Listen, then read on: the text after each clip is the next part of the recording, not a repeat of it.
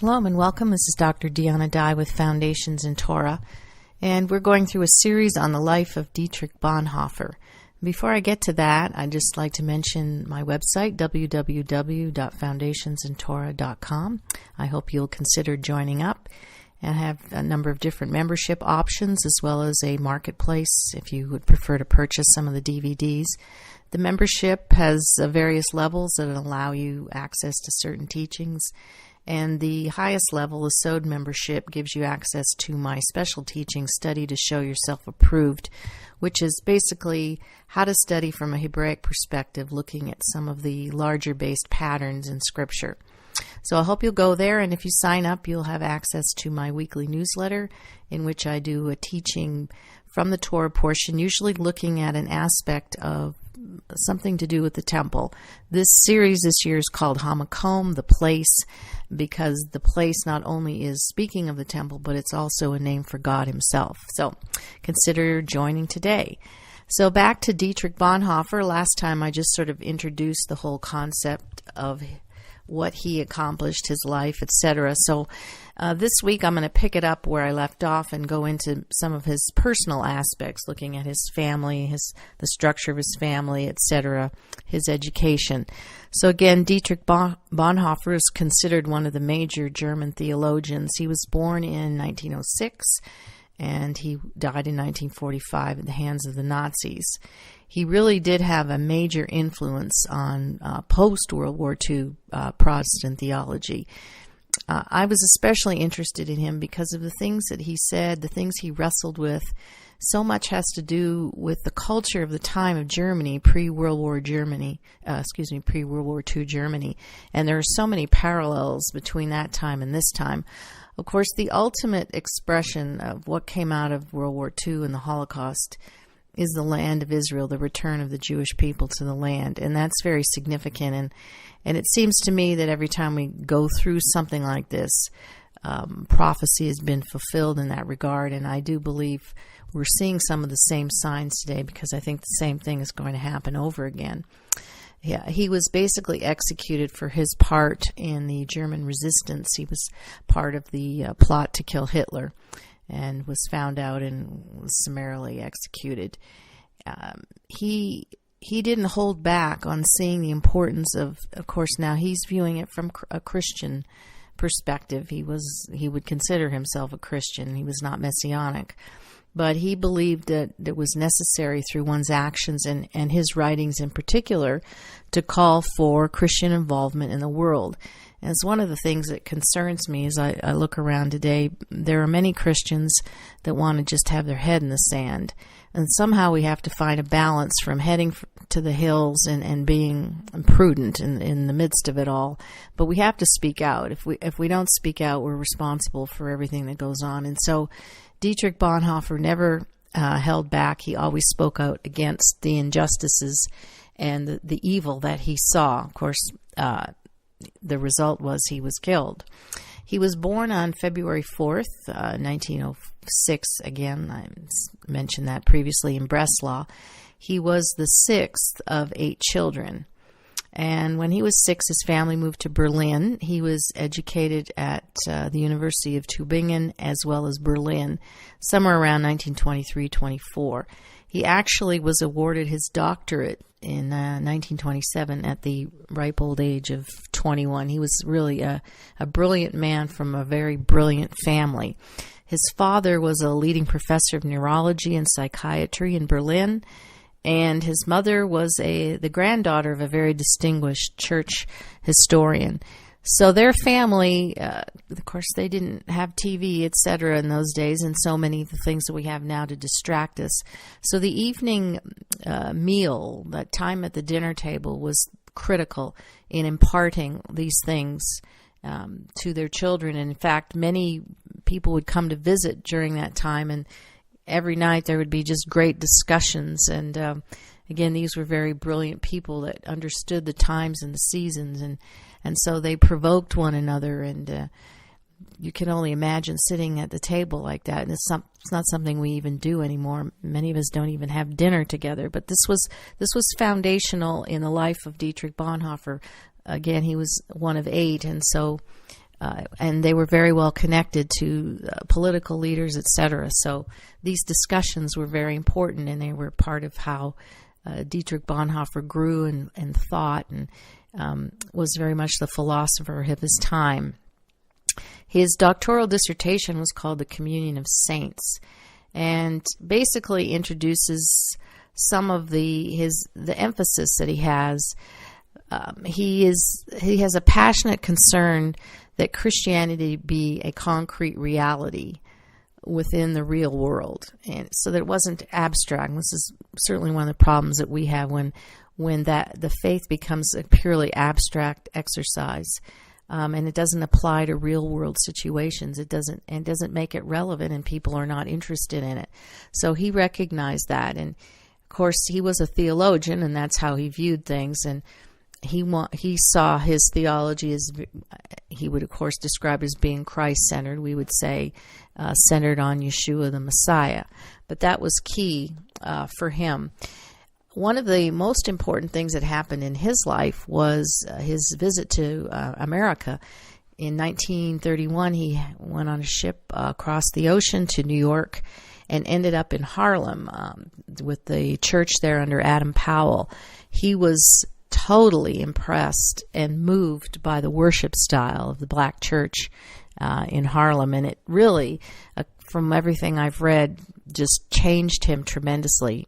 Germans tend to be very staid, controlled, not very emotional people, so to go into this black culture in the 30s and see this great expression in worship and singing, and they don't hold back. So I think that really was sort of instrumental in changing his sort of worship life. Very important, and he never forgot it, and he always incorporated it in his life. After a year, he served as a curate in the German-speaking congregation in Barcelona. That would have been around 1928-29.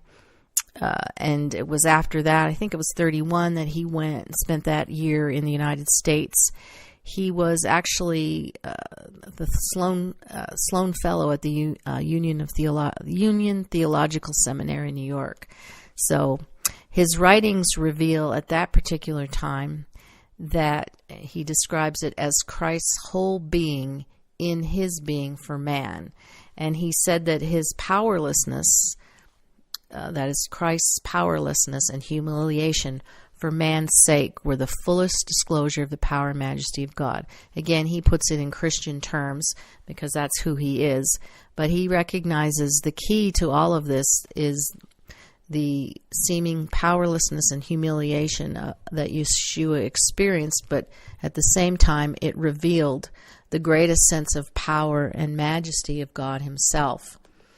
Now, Dietrich Bonhoeffer understood that war was basically inevitable. And one of the reasons his friends basically arranged his American lecture tour to get him out of Dodge. And they hoped that he would remain in the United States indefinitely. But after just 6 weeks in New York, he basically decided to return back to Germany because it was his desire basically to suffer along with his people, that he couldn't reconcile living in America, enjoying all the fruits of America and being free, and watching his own people suffer to the level that they were suffering. So in understanding being a part of Christ's sufferings, he wanted to join himself with his own people and suffer in that way, and certainly be productive in it. It wasn't just moaning and groaning and suffering, but he found a way to serve the people of Germany and to fight the power of the Nazis. He became a member of the German resistance movement when he moved back to Germany.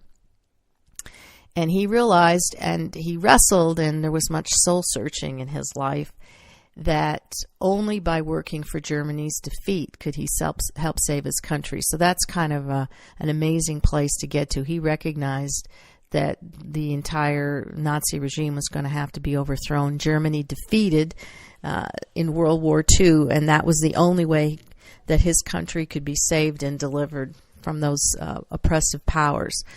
And it was from approximately 1940 to through 43 that Bonhoeffer worked on a study just on Christian ethics, which is certainly something we could use today. And he understood, he wanted to be grounded in the sense of who the biblical Messiah was. And that would somehow bring a unity between God and the world. So that was key to him. He was probably one of the first German Protestants, really, to see the demonic implications of Nazism. He was a visionary and a prophet, really, and he could see far into the future, and he understood the implications of what the Nazis were doing even before they secured power. And so after Hitler came to power in 1933, Bonhoeffer helped organize what was called the Pastors' Emergency League. And this was an important organization, not that large, but it became the nucleus of what was to be the Confessing Church. And the Confessing Church was the church that separated itself from the mainline Lutheran Church and basically was filled with anti-Nazi German Protestants, basically. So he ended up being... it was important what he did in that regard to separate this church out. Although it really didn't seem to have a lot of power in the culture, it was an important place for people to stand up against the Nazis as a community. In 1935, Bonhoeffer returned back to Germany from the United States, and he founded what was called a Clandestine Seminary. In that, the place was to train pastors for the illegal anti-Nazi church at Finkenwalde. That was the place that it was located, and that was really sort of the mainstream of what he was doing. He continued on with this work of training these pastors until about 1937. Even though the Gestapo regularly harassed this group, they would come in and do all kinds of things. But the seminary was quite different, I think, from what we understand as seminaries here in the U.S. And it was basically a living, breathing reality as a Christian community. And one of the things that he emphasized was his close relationships with the students. He really poured himself out personally into the lives of those students. He really gave up everything for those students for that period of time. It was out of this period in this place called Finkenwalde that he wrote the book, The Cost of Discipleship, which was really probably one of the most groundbreaking books and probably well worth reading again. And it was a clarion call for active obedience to Christ, to the Messiah, all based on the Sermon on the Mount. Unfortunately, today, some have taken that book and applied it to sort of social liberation theology and looked at him as sort of some left-wing Christian theology kind of guy, and really nothing could be further from the truth. And that's a really groundbreaking book and probably needs to be reread at this time. Now, his brother-in-law was a very important man. His name was Hans van Donanie. And he was actually a Supreme Court justice. So again, his family was very well connected to sort of the elites in the culture. By this time, the believing church was completely overwhelmed, and so this is the time that the confessing church separates herself from the national church. And Bonhoeffer was instrumental in that, and instrumental in working for the change in the culture. He wrestled with serving in the military, and eventually he joined the Abwehr after the Nazis really began to forbid any kind of meetings in the church. So this was his way of working inside the system. The Abwehr was what we would call the German military intelligence, and out of that he ended up joining with those who were part of the plot to assassinate Hitler. You may be familiar with the movie Valkyrie with Tom Cruise, and so that movie I think was very good in showing the assassination plot. So his brother-in-law obviously is, as a Supreme Court justice, is working inside the government, and he joins, Bonhoeffer joins forces with him in order to help British intelligence. And so, of course, they're getting documents and information out to the British in the hopes that they'll understand, the British will, that inside of Germany is a resistance group. They're legitimate, they're real, and they're working to overthrow the Nazis and again assassinate Hitler. Around 1943, Bonhoeffer became engaged to a young woman named Marie van Wedemeyer, who was actually a longtime acquaintance of him and his family. That was in January, and unfortunately in April of that year he was arrested. And it was while he was incarcerated that he wrote something called the Letters and Papers from Prison, which I think came out in about 1951. And so the fruit of that was really based on his relationship with Maria. It was after that he was moved to the Buchenwald SS barrack, where he was held for a period of time. Again, he had joined the Abwehr, which is a German word, means defense, the German intelligence organization. Basically, that was founded in about 1921.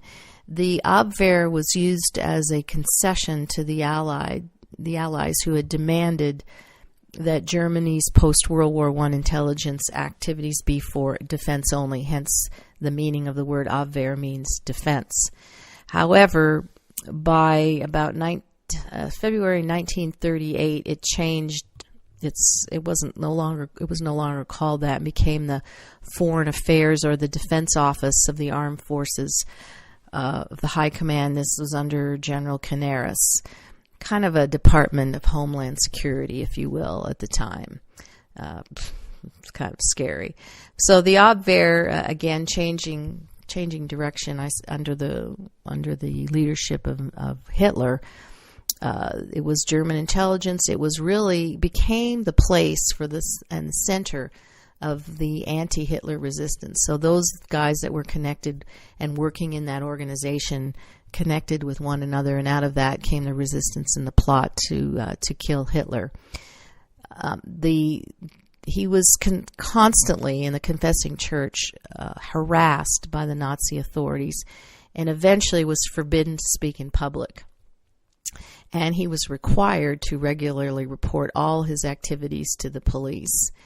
And in fact, in 1941, he was not only was he forbidden to speak, but he was also forbidden to print or publish. So try to imagine that, and it's probably pretty well where we're headed. And if the rest of the world gets control over the internet and our government takes control over it, and we don't have a say anymore, the same thing is going to happen, where people are freely able to speak and publish and print whatever they want, even though sometimes it's not what we want to see or hear. Imagine a world in which the truth can never get out, and those things are forbidden, which it doesn't appear to me to be very far away. Donani, his brother-in-law, was the one who brought him into the organization, the Abwehr, and he believed, or he communicated with the authorities, that because Dietrich Bonhoeffer was so well known and had a lot of ecumenical contacts, that would actually be of great use to Germany. So based on that, they brought him in, and that really protected him from conscription and serving in the German military, which was something that he really wrestled with. He didn't feel that he could really, so people accuse him of being a pacifist, but and he certainly wrestled with the idea of having to serve in the military, but he found a way to serve, and in some ways, I think probably more dramatic is being involved in the plot to kill Hitler than actually being in the military. So basically, he was undercover. He was a spy as he served in the Abwehr. He was a courier then for the German resistance movement. And so his goal then, he was able to go in and out of the country, in particular to to Norway, Sweden, Denmark, and those places. And he was trying to get the word out to the outside of Germany that there was a real, functioning, legitimate German resistance movement, and he was trying to reveal that to the Allies and hopefully get their support in this. And so he used his ecumenical contacts abroad, of which he had many, to get this information out, as well as begin the process of securing peace terms with the Allies for the time of a post-Hitler government. So he's already anticipating this and moving in that direction. Again, his visits to Norway, Sweden, Switzerland, etc.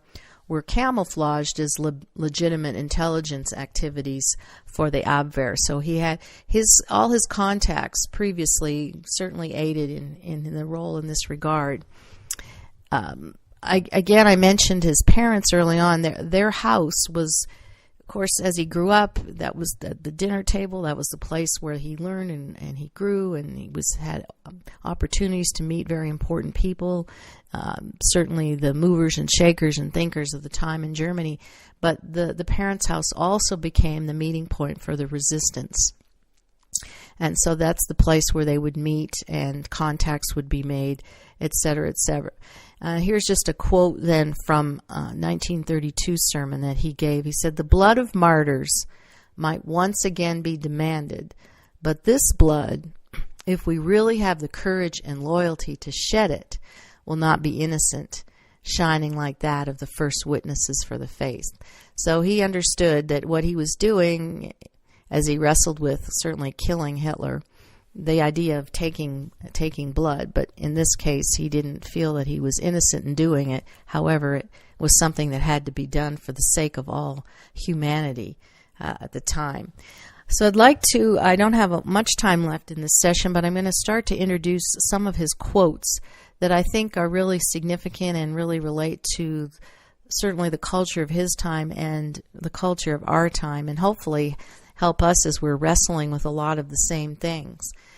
Most of his important quotes were dealing with prayer, the role of the church in the culture, and an explanation of what true leadership is. And I think I would certainly love to hear this kind of thing being talked about today. I don't really see that. Certainly we have no or very little understanding of what true leadership is, and because of that we end up with bad leadership. And certainly true leadership has the distinction of being what we would call servant leadership. But I think few of us really have a clear understanding of what that means. Of course, his understanding of everything began with prayer. He was a man absolutely devoted to prayer, and his prayer life was very disciplined in order. I think one of the things I think about the German people are a people that seemingly are very disciplined, and certainly that was the case with Bonhoeffer. He had an awful lot to say about the culture of the time, and he had a lot to say about the role of the church in the culture. And again, I think it behooves us to go back and reread some of these things, because I think it's going to be very important to us now as we see these days, certainly a lack of leadership and a lack of understanding of the role of the church in the sort of secular culture. And in a lot of ways the church has just simply hidden itself, and it doesn't seem to have the role in the culture that would make a difference, that would change things. It's just sort of retreated. At least that's my impression of it. He describes modern secularization. So the secular world that we're experiencing is nothing new here. They certainly saw that in the rise of pre-World War II Germany. Modern secularization, as he described it, as the world's coming of age from the earlier religious and metaphysical dependencies into an autonomous ways of understanding and coping with life. So secularization doesn't really help us in that regard to understand and cope with the things of life. So these are things that he wrestled with. He said that in such a world, religion was individualistic and otherworldly. Piety and dependence upon God as the supreme being was dying out. Can anybody say amen? I'm really not seeing a whole lot of difference, and that's the same thing we're seeing now. That piety and dependence upon God as being the supreme ruler and king over the whole world is basically looked at as sort of some nice, quaint little tradition of the past. So, anyways, we'll pick it up. We'll end it here and pick it up next time, and we'll go into more discussion and some of the quotes Bonhoeffer in the political struggle, because I think that's a lot of what we're thinking about today, is how do we deal with the political struggle we're in, and what's the perspective, and how do we perceive that. So join me next time. Thank you. Shalom.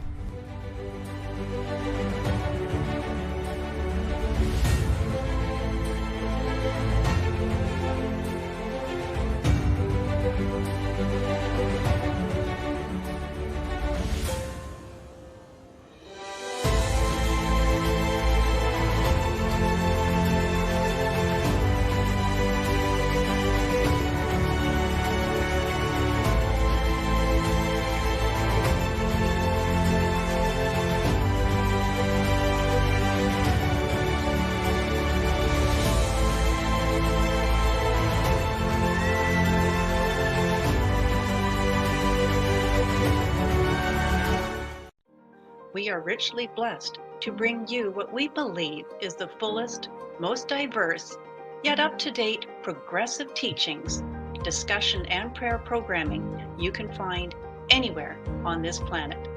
Be sure to take the tour of the MessianicLambRadio.com website. I'm Susan Hoogie, thanking you for joining us on the Messianic Lamb Video Network.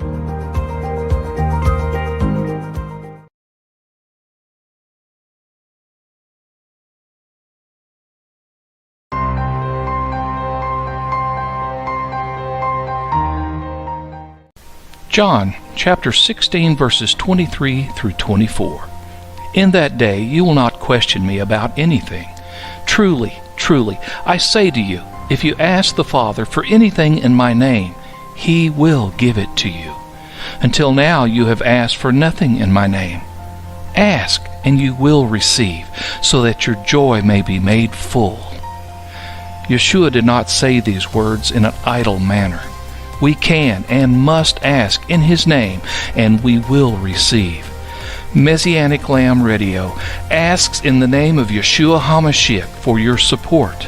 Please donate as you are able. Do not touch that dial. Do not click off that page. We are Lamb Radio. Psalms 95, verse 1 through 8. O come, let us sing for joy to the Lord. Let us shout joyfully to the rock of our salvation. Let us come before his presence with thanksgiving. Let us shout joyfully to him with psalms. For the Lord is a great God, and a great King above all gods, in whose hand are the depths of the earth. The peaks of the mountains are his also. The sea is his, for it was he who made it, and his hands formed the dry land. Come, let us worship and bow down. Let us kneel before the Lord our Maker. For he is our God, and we are the people of his pasture, and the sheep of his hand. Today, if you hear his voice, do not harden your hearts.